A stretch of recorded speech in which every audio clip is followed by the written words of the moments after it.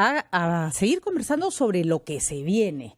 ¿Qué va a pasar? ¿No es cierto? Ya sabemos que el Congreso está disuelto, ya sabemos que el presidente Martín Vizcarra gobierna con la comisión permanente, ya sabemos que se van a convocar a elecciones este 26 de enero. Sin embargo, hay algunos temas pendientes o cabos sueltos. Por ejemplo, si el Tribunal Constitucional, señores, debe o no pronunciarse sobre lo que ha ocurrido. Hoy día nos acompañan Augusto Álvarez Rodríguez, periodista. ¿Cómo estás, Augusto? Muy buenos días. Muy buenos días. Jaime de Altaus, también periodista, analista político, que ha estado además ayer en la marcha de Unidos contra el Golpe. Y Manuel Saavedra, gerente de CPI, compañía encuestadora, según la cual el 89.1% reconoce a Martín Vizcarra como presidente del Perú y el 89.5% apoya su decisión de disolver el Congreso. Empecemos por la pregunta sobre qué tiene que pasar de ahora en adelante. ¿Debe o no pronunciarse el Tribunal Constitucional? A ver, Augusto, ¿cuál es tu opinión al respecto? Sí, es lo que corresponde y de diversos lados, de fuera y dentro, es donde se debe dirimir esta visiones distintas y ojalá eso ocurra pues a la brevedad que el tribunal pueda llegar a esa conclusión. ¿Qué pasaría si el tribunal dice que no, que está mal disuelto el Congreso? ¿Tendríamos que regresar a la situación anterior? Porque esa es una posibilidad abierta. Es una posibilidad, ¿no? Sin duda. Eso, digamos, o es disolución constitucional o es golpe. Digamos, que son la decisión binaria que tiene que tomar. Y en cada caso, si es disolución, pues todo sigue tal cual. Y si concluyen que no fue una disolución constitucional, pues no sé cómo se da marcha atrás en esto. Los juristas dirán. Complicado, ¿no? ¿Qué cantidad de escenarios confusos los que se han abierto luego de esta decisión, Jaime? Ayer nos reíamos porque decíamos hasta nuevos términos políticos tenemos que encontrar para definir situaciones que no son comunes, pues, ¿no? Estamos en un estado de excepción, ¿no? Efectivamente. Bueno, claro, si es que la disolución ha sido inconstitucional, el presidente es un presidente de facto, podríamos decir, o en todo caso está ejerciendo una dictadura que no es legal, porque y si la disolución es constitucional, está ejerciendo una dictadura legal, digámoslo así, durante 5 o 6 meses hasta que se instale el nuevo Congreso. Pero el Tribunal Constitucional efectivamente tiene que dirimir este asunto. El gobierno no lo tiene muy claro, ¿eh? El presidente ha dicho, si se llegara a pronunciar, acataremos lo que diga, pero bueno, el gobierno tiene la esperanza de que el Tribunal Constitucional no acepte la demanda de la Comisión Permanente, considerando que la Comisión Permanente no es el Congreso como tal. En fin, las legalidades van a entrar por todos los lados. Por supuesto, tampoco se quiere incorporar a Gonzalo Ortiz de Ceballos, que ha sido elegido ya miembro del Tribunal Constitucional, y es algo que debería proceder, digamos, y no está ocurriendo hasta ahora, y eso es importante sin duda que ocurra. Y bueno, si el Tribunal Constitucional llegara a pronunciarse por la disolución inconstitucional, ¿qué es lo que correspondería en realidad? Porque el propio Tribunal Constitucional, en la sentencia que tuvo sobre la cuestión de confianza, estableció claramente que es posible establecer cuestiones de confianza de manera abierta sobre cualquier tema, siempre y cuando versaran sobre asuntos relativos a la gestión del Ejecutivo, y eso lo dice claramente en 2 fundamentos, a la gestión del Ejecutivo. Y como este no era un tema vinculado a la gestión del Ejecutivo, sino al contrario, a competencias exclusivas del Congreso, no procedía en realidad esta cuestión de confianza.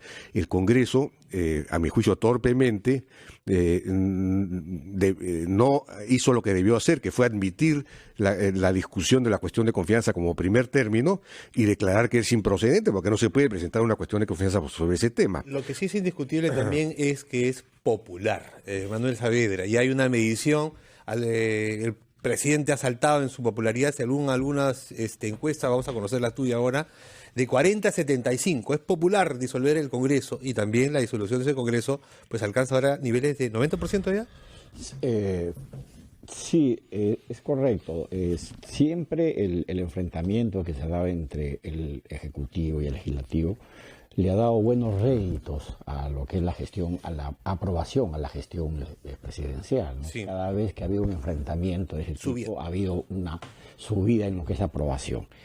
Y en términos de lo que ha significado la disolución del Congreso de la República, nosotros manejamos una encuesta post A los 2 días, al siguiente día prácticamente de que se disuelve el Congreso de la República, montamos una encuesta a nivel nacional y los indicadores que ya han sido publicados pues reflejan una alta aprobación de la población con relación a este tema, ¿no? El 89% está de acuerdo con que se haya disuelto el Congreso de la República. Por otro lado, se le reconoce, porque en ese momento habían dos presidentes, se le reconoce al presidente Martín Vizcarra, en el 89% de los encuestados se le reconoce como presidente a él, frente a un 3.5% de Mercedes Arauz. Y la aprobación presidencial sube. Pero aquí es importante hacer referencia a que esta no refleja una aprobación de gestión, sino una aprobación del acto inmediato y de expectativas que se generan a nivel de la ciudadanía, ¿no es cierto? Y esos son los resultados más importantes, como también pues el tema que se planteaba antes de el cese del Congreso de la República, de la alta aprobación que había a lo que es el tema del adelanto de las elecciones, ¿no es cierto? Y esos son los datos que yo, apartándome un poco de los términos ya legales, de que si si el cierre del Congreso... Subconsciente, Manuel. Que si la disolución del Congreso es legal o no es legal, yo he traído aquí una preocupación más allá. Lo concreto en este momento, ¿qué cosa es? Que estamos frente a unas elecciones parlamentarias convocadas para el 26 de enero. Y fíjate, la primera preocupación que yo quiero mostrar acá es el cronograma, ajustadísimo. Tenemos el 18 de este mes, tienen que estar cerradas ya las listas. ¿Con qué candidatos? Y esa es una preocupación, porque hay un cronograma ya planteado por la OMP. Y el 18 tenemos cierre de listas congresal, cuando los partidos políticos todavía ni siquiera no deciden saben si participan o no. Si participan o no y qué alianzas van a haber, porque hay 24. Entiendo que ese fue un primer cronograma que era un borrador. La República publicó el otro día otro cronograma en donde la fecha de inscripción de los partidos es el 17 de noviembre, pero hasta ahora no tenemos cronograma oficial. Ya están pasando los días y las semanas y no hay un cronograma oficial. Es una cosa increíble. Yo quería comentar rápidamente las cifras que ha dado Manuel, porque lo que indican es que la posibilidad de romper el equilibrio de poderes, de disolver, de cerrar el Congreso, se está normalizando en el país. El año 92 tuvimos una gran aprobación y el golpe no se justificaba, pero de alguna manera había una explicación. El país estaba al borde de la desaparición, Sendero Luminoso estaba a punto de tomar el poder, teníamos inflación, había realmente pues una situación gravísima, de una crisis extrema. Ahora no había ninguna crisis. La crisis política que teníamos en realidad fue inyectada por el presidente Vizcarra el 28 de julio cuando plantea el adelanto de elecciones, luego de que ya el enfrentamiento entre los dos poderes había amainado muchísimo. Fue muy fuerte durante la época de Kuczynski, pero después más bien fue al revés. Entonces, ahora, digamos, se ha construido toda una cuestión que ha terminado en que la gente apruebe tremendamente pues esta disolución. Y el problema es que si se normaliza, digamos, la disolución del Congreso, esto juega mucho con esta desaprobación en general, este desafecto de la gente con la democracia que es cada vez creciente, y no es solo un fenómeno peruano. Por supuesto que la democracia no es un hecho natural, la separación de poderes, el control entre los poderes no es una cosa natural. Entonces se requiere pedagogía, explicar que en realidad es indispensable eso, en última instancia para garantizar nuestras propias libertades, porque si permitimos tan fácilmente que se cierre, que se disuelva, que se suprima la separación de poderes, entonces lo que alentamos en última instancia es a la conformación del poder absoluto, y el poder absoluto termina siendo desastroso, termina afectando nuestras propias libertades, ¿no? Augusto. Augusto. Pues yo tengo una profunda discrepancia con lo que Jaime plantea, porque creo que comparar el 5 de abril con el 30 de septiembre es un abuso de los hechos. Lo que hubo el 5 de abril fue un golpe. Lo que hay ahora es una discusión en la cual puede haber gente que piense diferente, pero tiene una constitucionalidad, por un lado, que hay gente que la defiende. Yo no soy jurista, ni Jaime tampoco, y por tanto, que hablen los constitucionalistas que están tan de moda hoy en día y que a mí, la verdad, me llega a aburrir en algún momento, porque lo que discuten en el fondo es un tema político, que está fuera de lo que ellos dicen. Pero lo que ha habido en estos 3 años y las encuestas que Manuel presenta, uno, la constitucionalidad, pues que la dirima el Tribunal Constitucional, pero yo, a mi modesto entender, entiendo que es una decisión legítima y legal del gobierno.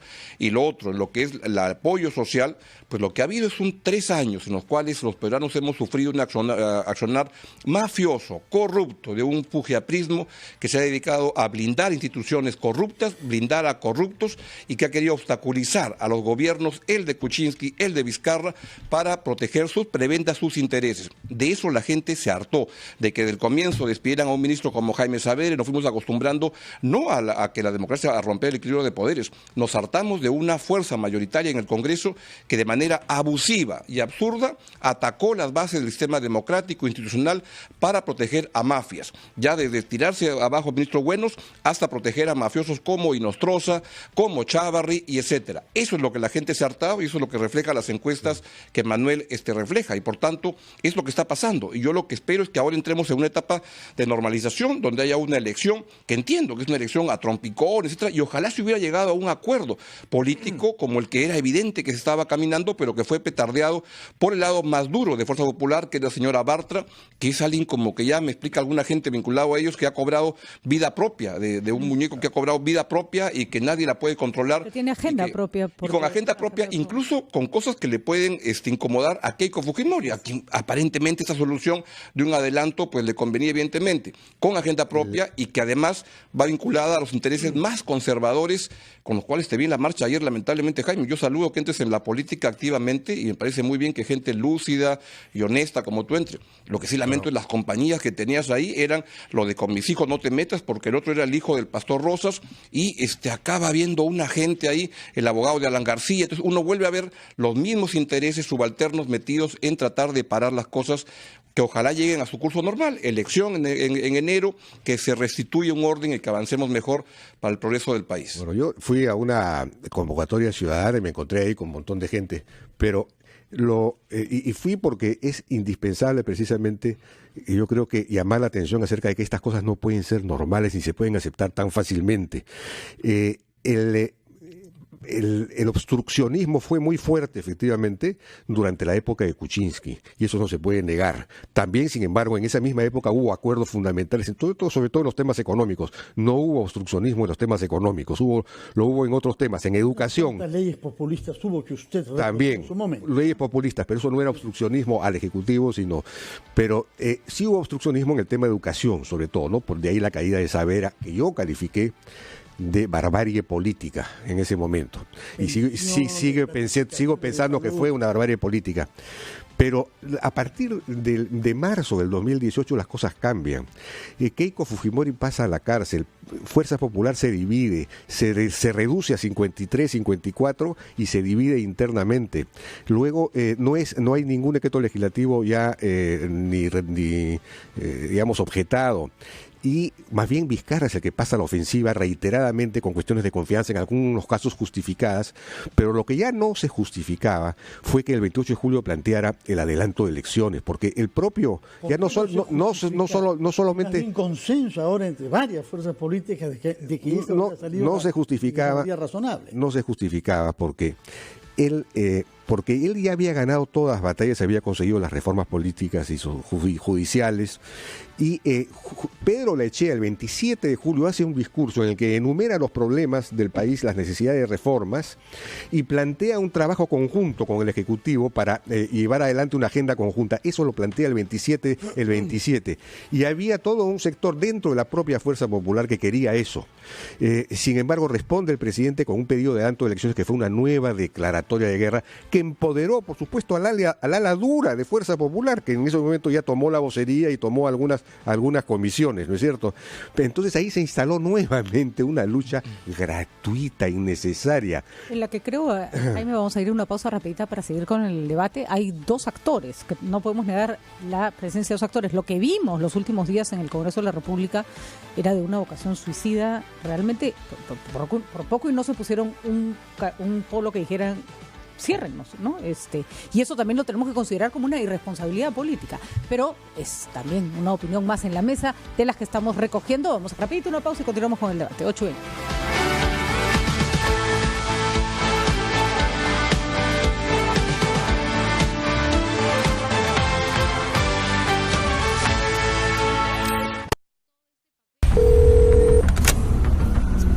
Tres sujetos armados nos están asaltando.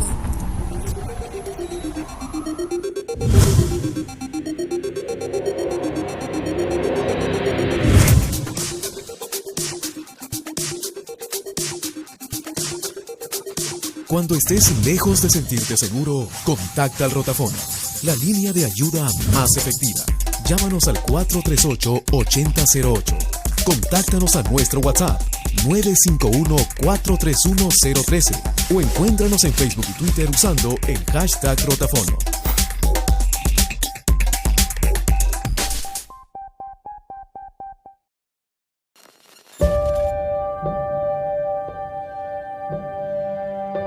Para ser innovador, hay que aprender de los que no son como tú, de los que no piensan como tú, de los que no aman como tú. Los innovadores cuestionan, no siguen la corriente, no le hacen caso a los prejuicios, ni se rinden a supuestos límites. La innovación empieza por abrazar las diferencias, porque solo escuchando otros puntos de vista puedes aprender. Puedes despertar tu creatividad. Puedes descubrir nuevas ideas. Abre tu mente. Innova UPC.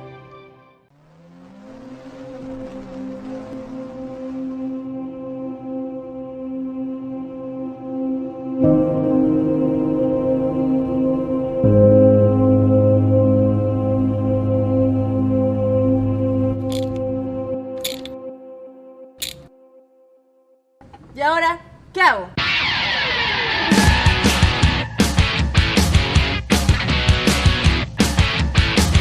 Todos los lunes a las 10 de la noche.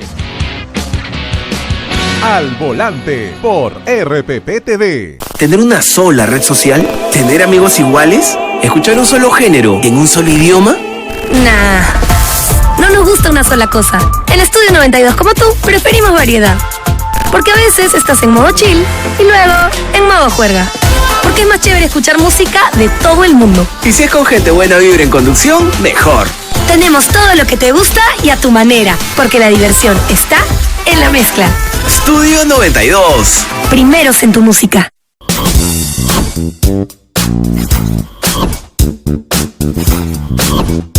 La tecnología nos abre un mundo de posibilidades. Entérate de todo en Newsbeat.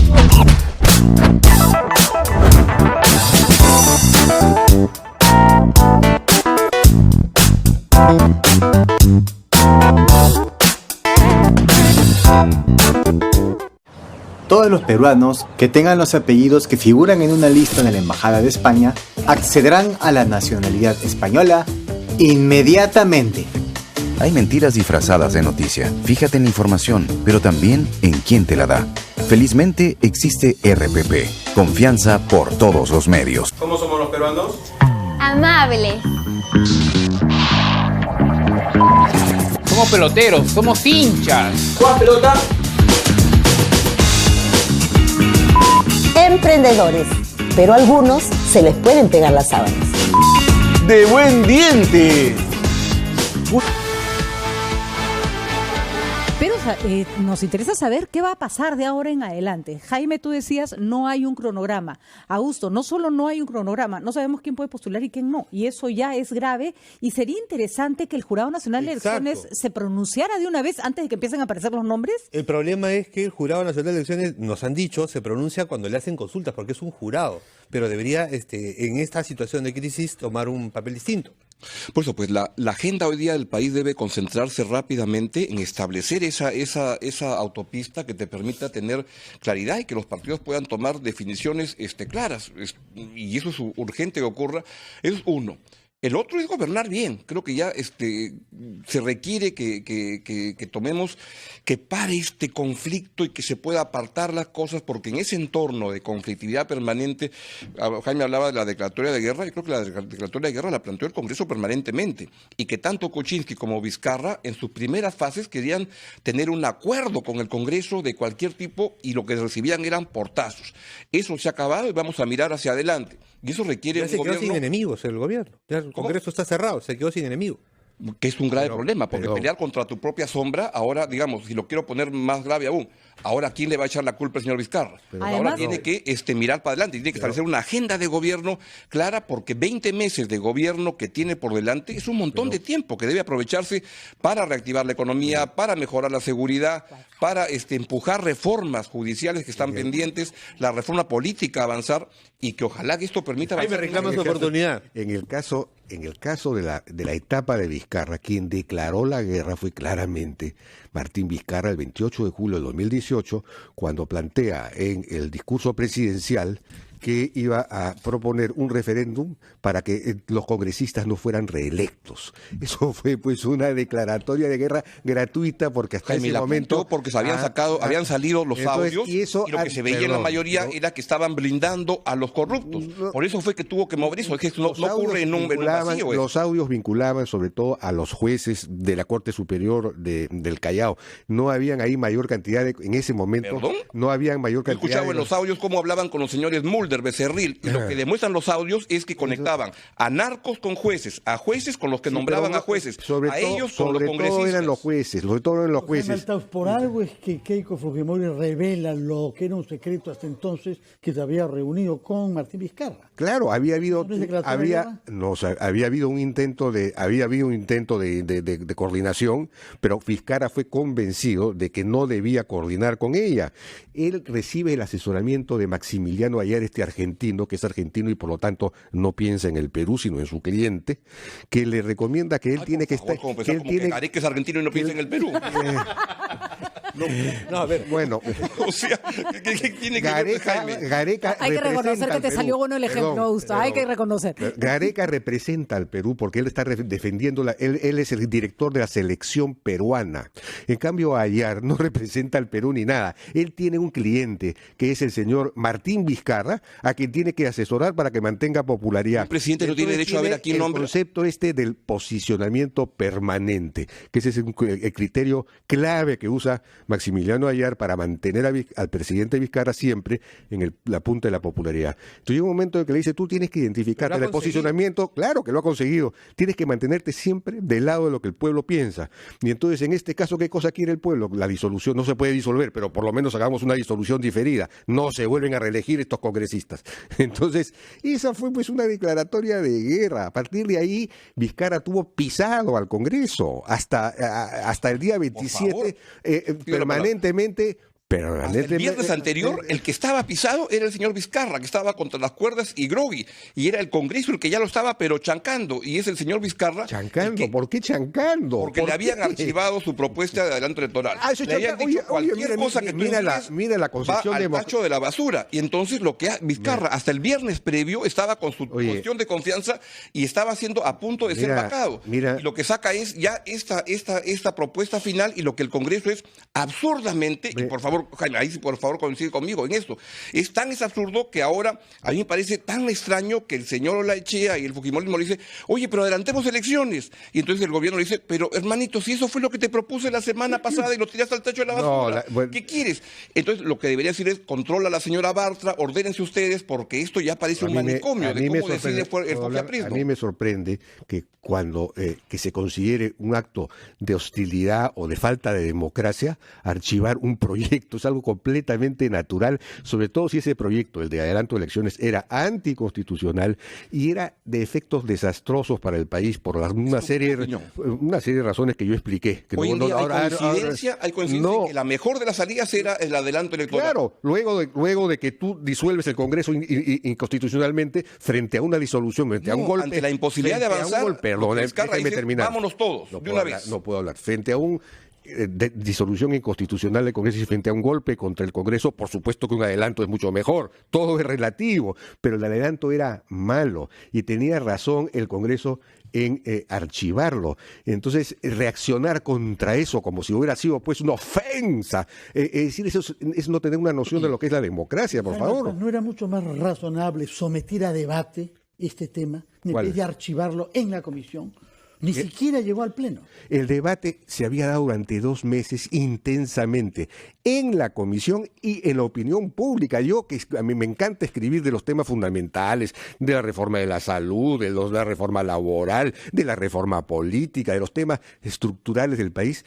En los últimos 2 meses no escribía sino solo de este tema y todo el mundo se abocó a discutir acerca de la conveniencia o no del adelanto de elección. Es un tema ultra debatido. Yo creo que la conclusión... Pero no en el Pleno donde corresponde. No, corresponde en la comisión que tiene que elaborar el dictamen. Y la comisión llegó a la conclusión, luego de debatirlo también ampliamente, de que no correspondía y había que no era constitucional y que había que archivarlo.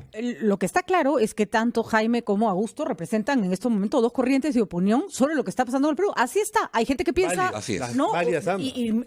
Y me parece interesante porque lo interesante es confrontarlas para ver de cómo salimos. Y ahí me gustaría preguntarle a Manuel 2 cosas. Augusto dice una cosa importante.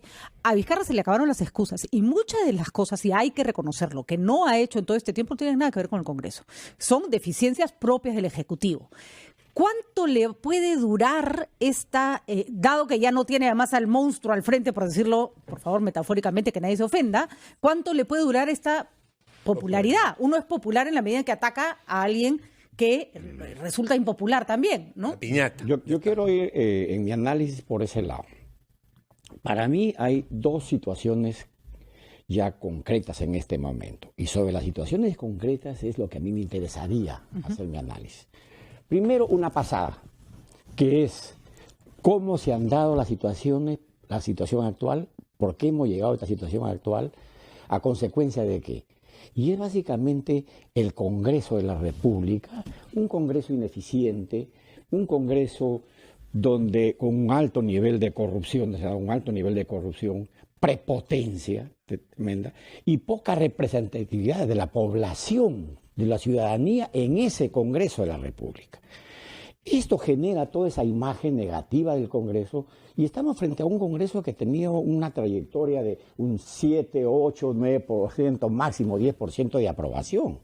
Esa es la situación real que ha derivado en esta situación actual. ¿La situación actual cuál es? La situación actual es que nos encontramos ya frente a una elección futura y un gobierno que tiene que terminar su mandato el 21 de julio del 2021. Le quedan varios meses todavía para gestionar su mandato, ¿ok? Entonces, primero centrémonos en lo que es el mandato presidencial. Yo creo que si se ha disuelto el Congreso de la República y con el apoyo popular, el pueblo mismo va a comenzar a reclamar gestión de gobierno. Y yo estoy estimando unos 3 meses más o menos que va a tener el gobierno de cierta tranquilidad para poderse organizar a efecto de poder manejar su gestión en lo que queda de su periodo, ¿correcto? Pero en el interín, ¿qué hay? En el interín hay una elección que también el gobierno tiene que ponerle especial atención, ¿no es cierto? La elección parlamentaria. Y tenemos una elección parlamentaria que es el otro tema concreto, que es la elección parlamentaria, que es una elección importante porque se van a decidir a partir de ahí una serie de temas importantísimos. Pero la pregunta es, ¿qué tan importante es para la población esta elección? Esa es una pregunta que yo me hago en este momento. Fíjate. Y ahí creo que vale la pena centrarnos en ver cuáles son los antecedentes o mejor dicho, cuál es el preámbulo de esta elección.